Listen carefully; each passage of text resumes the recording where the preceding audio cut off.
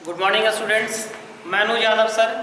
आज फिर आप लोग के लिए एक नया सेशन लेकर आया हूँ और इस नए सेशन में मैं आपसे चर्चा करूँगा रिलेटिव प्रोनाउन दैट का।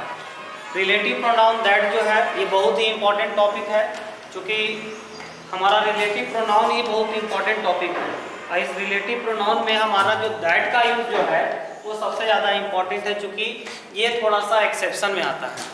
दैट का यूज जो है बहुत सारा इसमें यूज ऐसा है जो अपवाद में आता है। ठीक है, तो चलिए हम शुरू करते हैं रिलेटिव प्रोनाउन दैट का।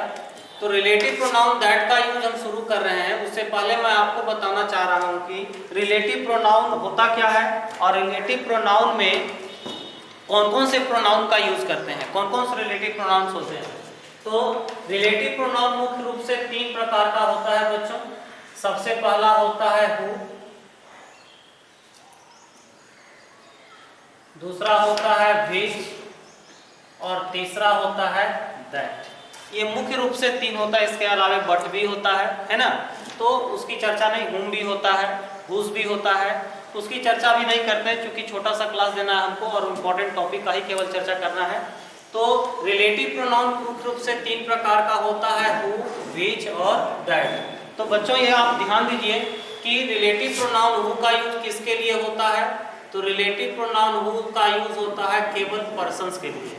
उसके बाद आते हैं विच में, तो विच का यूज होता है 2 चीजों के लिए, या तो वह एनिमल्स होगा और या तो वह थिंग्स होगा।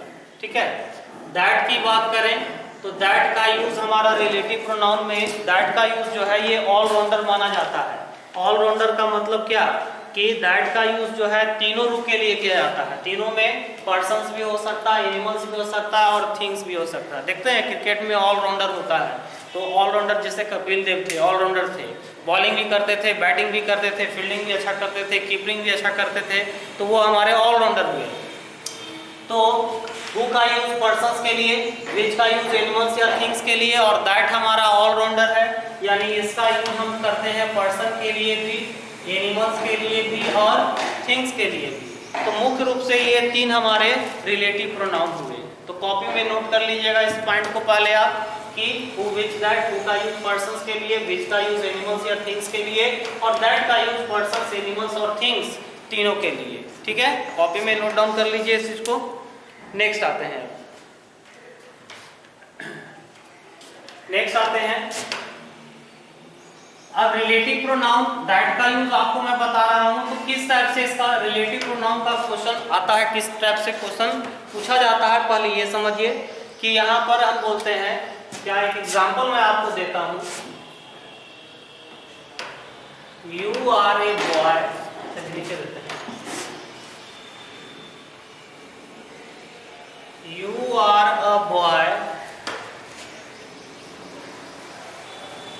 who has done this crime। तुम ही वह लड़के हो जिसने इस क्राइम को किया है। मान लिया जाए who has नहीं, यहाँ हम देते हैं which। You are a boy which has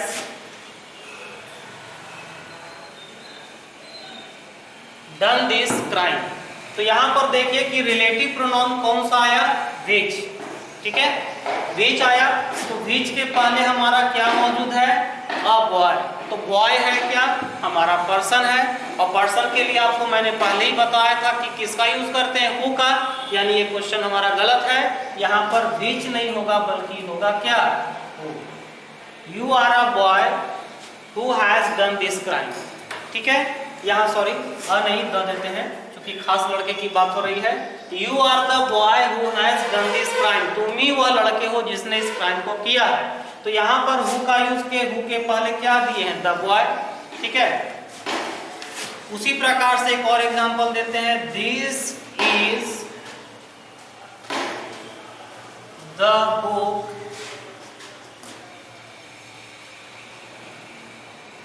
this is the book who is very costly। यह वही किताब है जो बहुत ज्यादा महंगी है।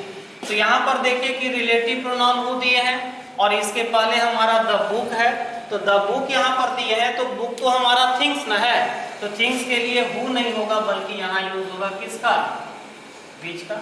तो मेरे ख्याल से आप समझ गए होंगे कि कैसे हु का यूज होता है, कैसे विच का यूज होता है। या दोनों जगह हम दैट दे सकते हैं, कोई अंतर उससे नहीं होगा, क्योंकि दैट का यूज तो हम पर्सन्स के लिए भी करते हैं और थिंग्स के लिए भी करते हैं, ठीक है, एनिमल्स के लिए भी करते हैं। अब आते हैं यहाँ पर हम क्या कि दैट का यूज कहाँ कहाँ पर होता है।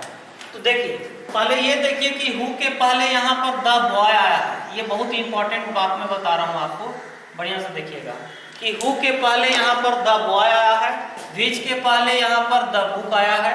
तो बॉय जो है ये हमारा हो गया एंटीसीडेंट, एंटीसीडेंट। उसी प्रकार से द बुक जो है ये हमारा हो गया एंटीसीडेंट। किसका एंटीसीडेंट, तो हु का एंटीसीडेंट द बॉय, विच का एंटीसीडेंट द बुक। क्लियर। तो एंटीसीडेंट मेरे ख्याल से आपको क्लियर हुआ होगा। तो रिलेटिव प्रोनाउन का डेफिनेशन बताने से पहले मैं आपको एक डेफिनेशन देना चाहता हूं। वह डेफिनेशन है एंटीसीडेंट। क्या होता है एंटीसीडेंट? एंटीसीडेंट तो किसी भी रिलेटिव प्रोनाउन मतलब हु विच दैट, किसी भी रिलेटिव प्रोनाउन के पहले जो नाउन या प्रोनाउन मौजूद होता है, वह नाउन या प्रोनाउन उस रिलेटिव प्रोनाउन का एंटीसीडेंट होता है ना। क्या मैं बोला? किसी भी कॉपी पेन निकालिए और उसको उतारिए जो मैं बोल रहा हूँ, एंटीसीडेंट का डेफिनेशन। किसी भी रिलेटिव प्रोनाउन के पहले जो भी नाउन या प्रोनाउन होता है, वह नाउन या प्रोनाउन उस रिलेटिव प्रोनाउन का एंटीसीडेंट कहलाता है। ठीक है। तो जैसे हु के पहले नाउन हमारा द बॉय है, यानी इस रिलेटिव प्रोनाउन का एंटीसीडेंट क्या हो गया? The boy. विच के पहले यहाँ पर नाउन हमारा द बुक है, यानी विच का एंटीसीडेंट क्या हो गया? The book. किसी भी रिलेटिव प्रोनाउन के पहले जो भी नाउन या प्रोनाउन का यूज होता है, वह नाउन या प्रोनाउन उस रिलेटिव प्रोनाउन का एंटीसीडेंट कहलाता है। क्लियर? तो एंटीसीडेंट मेरे ख्याल से आप लोगों को क्लियर हो गया होगा। किसी भी रिलेटिव प्रोनाउन के पहले जो भी नाउन या प्रोनाउन आते हैं, वह नाउन या प्रोनाउन उस रिलेटिव प्रोनाउन का एंटीसीडेंट कहलाता है। ठीक है। तो एंटीसीडेंट मेरे ख्याल से आप लोगों को क्लियर हो गया होगा। तो आप लोग को मैंने पहले ही बताया कि हु का यूज होता है पर्सन के लिए, विच का यूज होता है एनिमल्स या थिंग्स के लिए, और दैट का यूज होता है तीनों के लिए, हु विच दैट, है ना। पहले ही मैंने बताया कि हु का यूज होता है पर्सन के लिए, विच का यूज मैंने दो जगहों पर बताया, पहला एनिमल्स और दूसरा थिंग्स, और दैट का यूज तीनों के लिए, पर्सन्स, एनिमल्स, थिंग्स, तीनों के लिए। ठीक है। तो यहाँ पर देखना क्या है ना कि जनरली हम जानते हैं, अब देखो मुख्य मुद्दे की बात की जाए जो मेरे को बताना है आप लोग को, दैट का यूज। अब यहाँ से थोड़ा सा ध्यान दीजिएगा कि जनरली देखा जाए तो एंटीसीडेंट के स्थान पर यदि कोई पर्सन, मैं बोल रहा हूँ तो समझो बढ़िया से, यदि एंटीसीडेंट के स्थान पर कोई पर्सन हो तो वहाँ रिलेटिव प्रोनाउन हमेशा हु आएगा। एंटीसीडेंट के स्थान पर कोई एनिमल्स या थिंग्स हो तो वहाँ रिलेटिव प्रोनाउन हमेशा विच आएगा। ठीक है। अब एंटीसीडेंट के स्थान पर पर्सन, एनिमल, थिंग्स कुछ भी रहे, वहाँ हम दैट का यूज कर दो, कोई दिक्कत नहीं। क्या मैं बोल रहा हूँ कि हु का एंटीसीडेंट कोई पर्सन, विच का एंटीसीडेंट कोई एनिमल्स या थिंग्स, और दैट का एंटीसीडेंट पर्सन भी, एनिमल भी और थिंग भी। फिर समझोगे, हु का एंटीसीडेंट कोई पर्सन होता है, विच का एंटीसीडेंट कोई एनिमल्स या थिंग्स होता है, और दैट का एंटीसीडेंट पर्सन्स भी होता है, एनिमल्स भी होता है और थिंग्स भी होता है। इस पॉइंट को एकदम दिमाग में बैठाइए। अब ये रूल हल करते हैं। अब देखते हैं क्या इसमें कि हम जानते हैं कि हु का एंटीसीडेंट पर्सन, विच का एंटीसीडेंट एनिमल्स या थिंग्स, और दैट का एंटीसीडेंट पर्सन्स, एनिमल्स, थिंग्स तीनों होता है।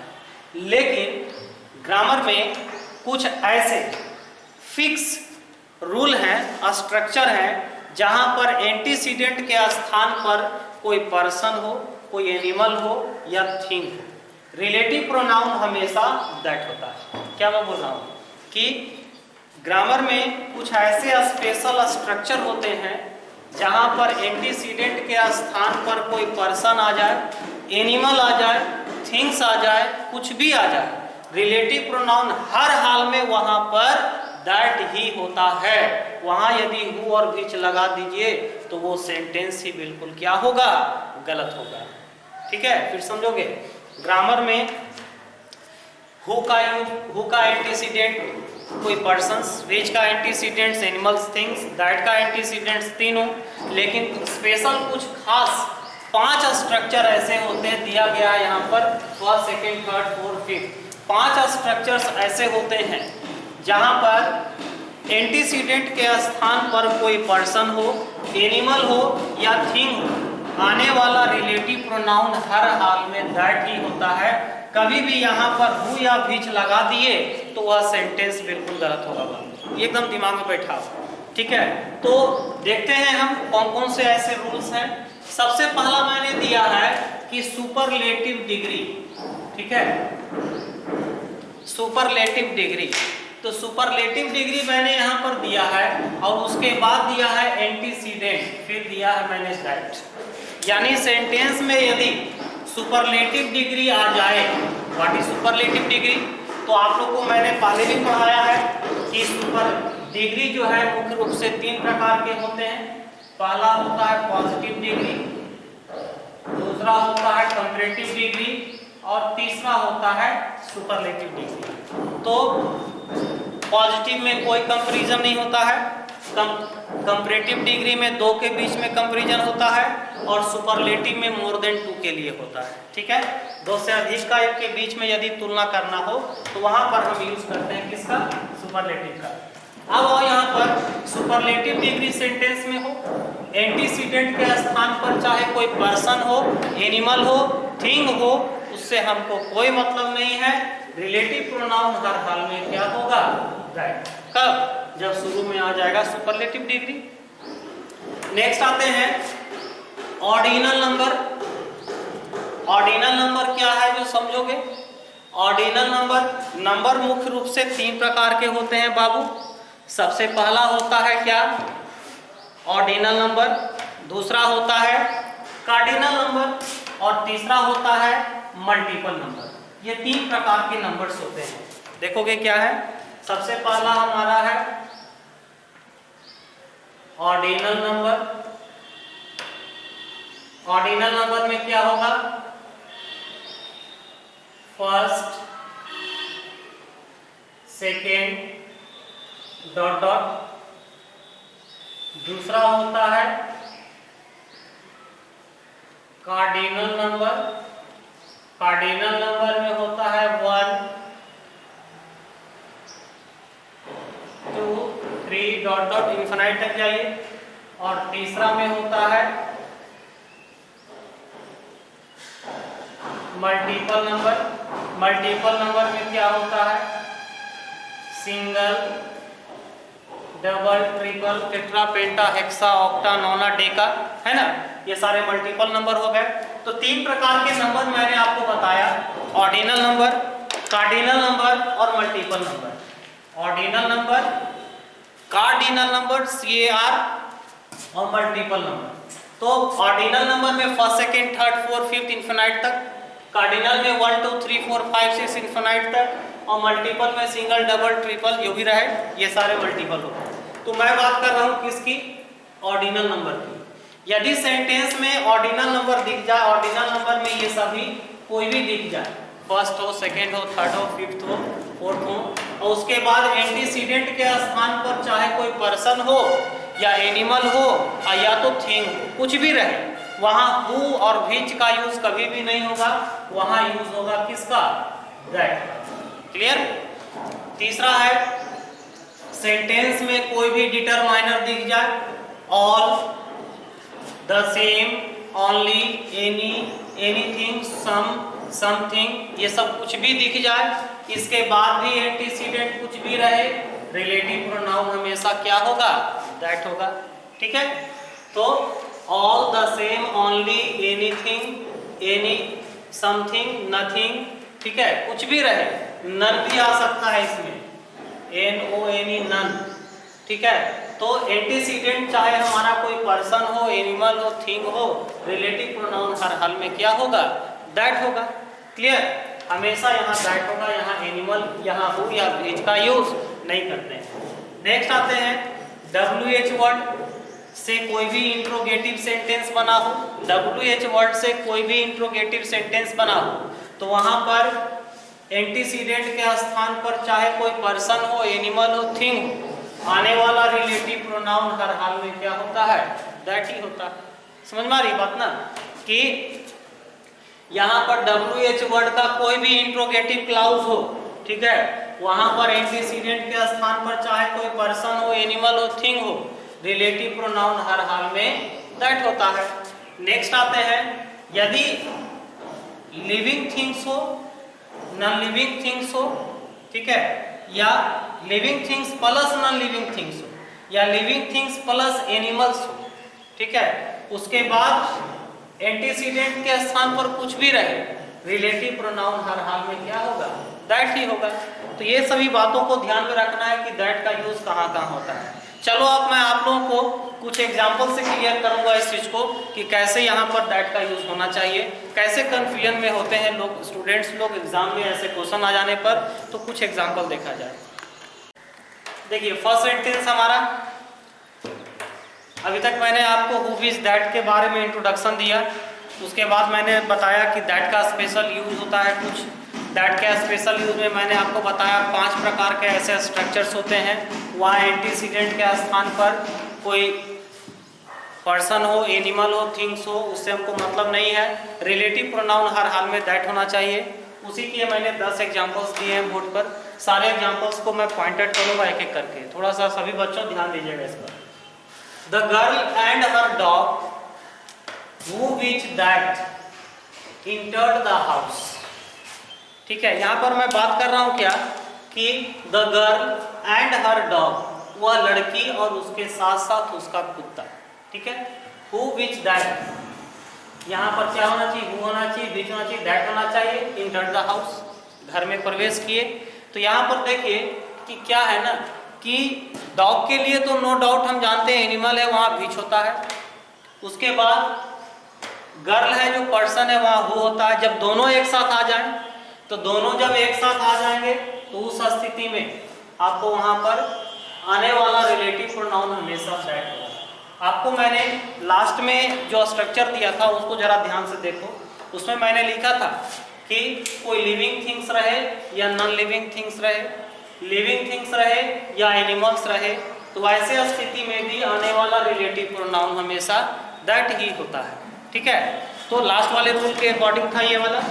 नेक्स्ट आते हैं, she is the wisest girl who which that I no, यह सबसे बुद्धिमान लड़की है जिसे मैं जानता हूँ। तो यहाँ पर देखो क्या है कि वाइजेस्ट आया है। What is wisest? वाइज का comparative wiser and superlative wisest, समझ में आ रही बात ना। तो वाइज, वाइजर, वाइजेस्ट, ये हमारा पॉजिटिव, कंपैरेटिव एंड सुपरलेटिव होता है। आपको मैंने बताया था फर्स्ट स्ट्रक्चर में क्या था कि यदि सेंटेंस में सुपरलेटिव डिग्री रहे, हमारा ये सुपरलेटिव डिग्री है, और उसके बाद एंटीसीडेंट के स्थान पर कोई भी पर्सन, एनिमल, थिंग कुछ भी रहे, रिलेटिव प्रोनाउन हमेशा क्या होना चाहिए, दैट होना चाहिए। समझ में आ रही बात ना। तो अब देखो सुपरलेटिव डिग्री में मैंने बताया 3 प्रकार का डिग्री था, पॉजिटिव, कंपैरेटिव एंड सुपरलेटिव। कभी भी सेंटेंस में यदि सुपरलेटिव डिग्री दिख जाए, मैं बोल रहा हूँ बहुत इंपॉर्टेंट बात है, छोटी सी बात है लेकिन बहुत ही इंपॉर्टेंट है। कभी भी सेंटेंस में यदि सुपरलेटिव डिग्री दिख जाए तो इस सुपरलेटिव डिग्री के पहले आर्टिकल द का होना बहुत ही जरूरी है। यदि सुपरलेटिव के साथ द नहीं रहेगा तो सेंटेंस वो हमारा क्या रहेगा, गलत हो जाएगा, ठीक है। तो she is the wisest girl that I know, वह सबसे बुद्धिमान लड़की है जिसे मैं क्या करता हूँ, जानता हूँ।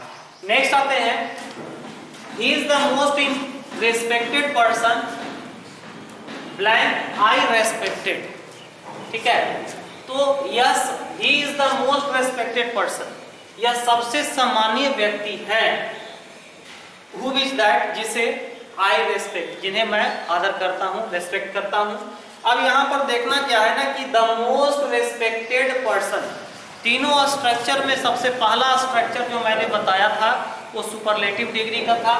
तो यहाँ पर रेस्पेक्ट का comparative more respect, superlative most respected, most respect, ठीक है। तो यहाँ पर मोस्ट रेस्पेक्टेड पर्सन की बात हो रही है, यानी ये हमारा द मोस्ट जो लग गया ये हमारा कंपैरेटिव है, सुपरलेटिव है।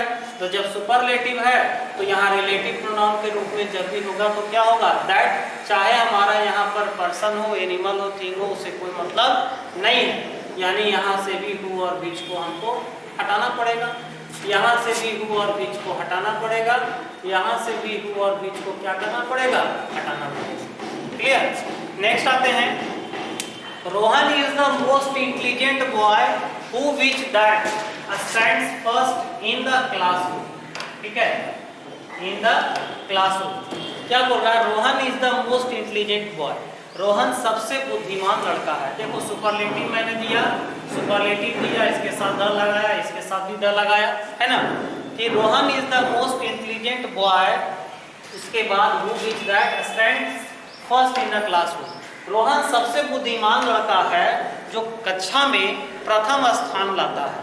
अब यहाँ पर देखो कि सुपरलेटिव डिग्री ऑलरेडी यहाँ आ गया, तो जब सुपरलेटिव डिग्री आ गया तो एंटीसीडेंट हमारा कोई पर्सन हो, एनिमल हो, थिंग हो, हमको कोई मतलब नहीं है। रिलेटिव प्रोनाउन हमेशा क्या होगा, दैट। समझ में आ रही बात ना, यहाँ से भी बीच हटेगा और वो क्या होगा, हटेगा। नेक्स्ट आते हैं, I have told you all who which that I know, I have told you, मैंने तुमसे बता दिया है और सारे चीजों को जो मैं जानता हूँ, है ना। तो यहाँ वो होगा, विच होगा कि दैट होगा। तो थर्ड स्ट्रक्चर में जाइए, मैंने बताया क्या कि all, the same, only, some, something, any, anything, none, ये सारे के बाद एंटीसीडेंट को कुछ भी आने वाला रिलेटिव प्रोनाउन हमेशा क्या होगा, दैट होगा, यानी ये हमारा सही है। यहाँ से भी बीच और तो क्या होगा, हट जाएगा। नेक्स्ट आते हैं, he is the second boy, यह दूसरा लड़का है, who which that has solve this question, जिसने इस प्रश्न को हल किया है। तो यहाँ पर देखना क्या है, सेकेंड हमारा कौन सा नंबर है, आपको मैंने बताया नंबर 3 प्रकार का होता है, ordinal number, cardinal number, multiple number. Ordinal में मैंने बताया first, second, third, fourth, fifth. उसके बाद कार्डिनल में मैंने बताया 1 2 3 4 5 6। मल्टीपल में मैंने बताया सिंगल, डबल, ट्रिपल, टेट्रा, जो भी है ना।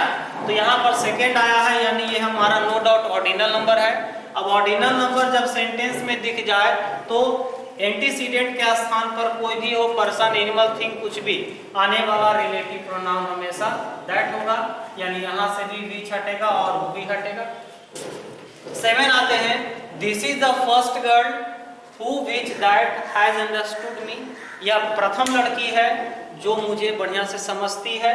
तो यहाँ देखना है क्या कि फर्स्ट हमारा ऑर्डिनल नंबर है, सेकेंड ऑर्डिनल नंबर है, थर्ड ऑर्डिनल नंबर है, पिछले वाले क्वेश्चन की तरह ही सेकेंड था, यहाँ फर्स्ट आया। तो यहाँ पर देखिए एंटीसीडेंट कुछ भी रहे, रिलेटिव प्रोनाउन के रूप में ना तो हु होगा ना तो विच होगा, हमेशा होगा यहाँ पर क्या, दैट, ठीक है। तो यहाँ देखो कि एक पॉइंट यहाँ पर देखो सिमिलर है 6 और 7 में, कि जहाँ जहाँ ऑर्डिनल नंबर आया है वहाँ मैंने आर्टिकल द दिया है। तो सुपरलेटिव डिग्री में मैंने बताया कि आर्टिकल द का यूज हमेशा रहता है, ठीक उसी प्रकार से ऑर्डिनल नंबर के साथ भी आर्टिकल द का यूज हमेशा रहता है। यदि आर्टिकल द इसके साथ ना हो तो वह सेंटेंस ही बिल्कुल क्या होगा, गलत होगा। नेक्स्ट आते हैं, this is the same book who which that I study every day. आपको पिछले वीडियो में मैंने बताया था द सेम का स्पेशल रूल होता है, द सेम के साथ एज भी देते हैं, द सेम के साथ दैट भी देते हैं, लेकिन याद रखना बच्चों कि द सेम के साथ हु या विच कभी भी नहीं आता है। एज हो सकता है, दैट हो सकता है। दैट एज कब होगा, जब द सेम वाले, द सेम के बाद एंटीसीडेंट के बाद किसी प्रकार का कोई क्लाउज ना हो, कोई नाउन हो या प्रोनाउन हो। द सेम के साथ दैट तभी होगा जब आगे किसी प्रकार का कोई क्लाउज हो। तो यहाँ पर देखो कि द सेम दिया है मैंने, आगे हमारा क्या है कि आई स्टडी एवरीडे क्लाउज ही है, यानी यहाँ पर विच भी नहीं होगा, हु भी नहीं होगा, यहाँ यूज होगा किसका, दैट का।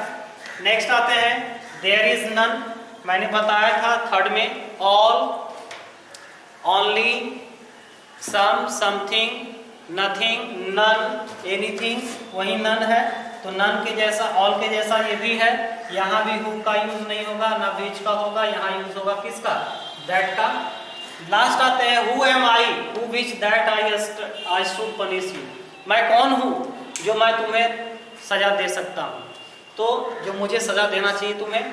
तो यहाँ पर देखो कि WH वर्ड से सेंटेंस शुरू हुआ है और उसका इंट्रोगेटिव क्लाउज है। फोर्थ में जाइए, फोर्थ स्ट्रक्चर में, कि WH वर्ड से सेंटेंस शुरू हो, उसके बाद एंटीसीडेंट कुछ भी रहे, आने वाला रिलेटिव प्रोनाउन हमेशा दैट ही होता है। यानी यहाँ भी विच नहीं होगा, यहाँ भी हु नहीं होगा, यानी सीधा सीधा यहाँ होगा कि who am I that I should punish you. इस प्रकार से बच्चों मेरा ऐसा ख्याल है कि आप लोगों को यूज ऑफ दैट बहुत अच्छे से क्लियर हो गया होगा। और इसी तरह से मेरे वीडियो पर आप लोग बने रहें, मैं हमेशा अपडेट्स आप लोग को देते रहूँगा जब तक लॉकडाउन ख़त्म नहीं होता है। ठीक है, लॉकडाउन के बाद भी मेरा वीडियो हमेशा आते रहेगा। और यदि आप लोगों को वीडियो अच्छा लगा हो तो इसको सब्सक्राइब करें, जो नहीं सब्सक्राइब किए नए बच्चे हैं वो सब्सक्राइब करें, कमेंट करें, ठीक है, शेयर करें, ठीक है, लाइक करें, ताकि इससे क्या होगा ना कि हम लोग भी इंकरेज होंगे और आपको अच्छी अच्छी वीडियो दे सकें। टीचर्स लोग भी इससे इंकरेज होते हैं। ठीक है, इसी के साथ मैं अपने वीडियो को बंद करता हूँ।